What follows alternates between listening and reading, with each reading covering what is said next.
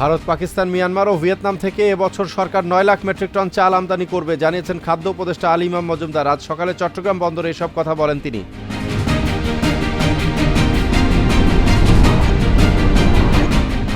এদেশে আর কোনো ফ্যাসিবাদ মাথা তুলে দাঁড়াতে পারবে না মন্তব্য জামায়াত ইসলামের আমিরের। আওয়ামী লীগ কোনো রাজনৈতিক দল না, তারা ক্ষমতার রাক্ষস ছিল। আজ বিকেলে বরিশালের দলীয় কর্মী সম্মেলনে এ মন্তব্য করেন তিনি।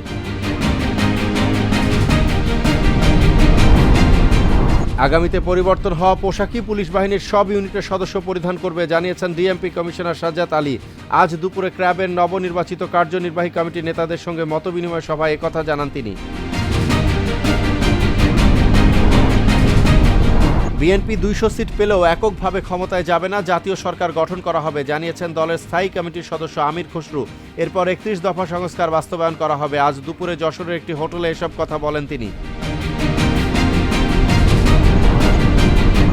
সরকারি খরচে যুদ্ধবিধ্বস্ত লেবানন থেকে স্বেচ্ছায় দেশে ফিরে এসেছেন আরও 46 বাংলাদেশি।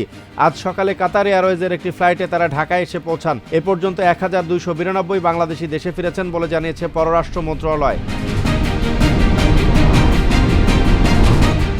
তুরস্কে একটি হোটেলে অগ্নিকাণ্ডের ঘটনায় 10 জন নিহত এবং আহত হয়েছেন আরও 30 জনেরও বেশি মানুষ। দেশটির উত্তর পশ্চিমাঞ্চলীয় একটি স্কি রিসোর্টের হোটেলে রাতের আঁধারে এই আগুন ছড়িয়ে পড়লে হতাহতের ঘটনা ঘটে।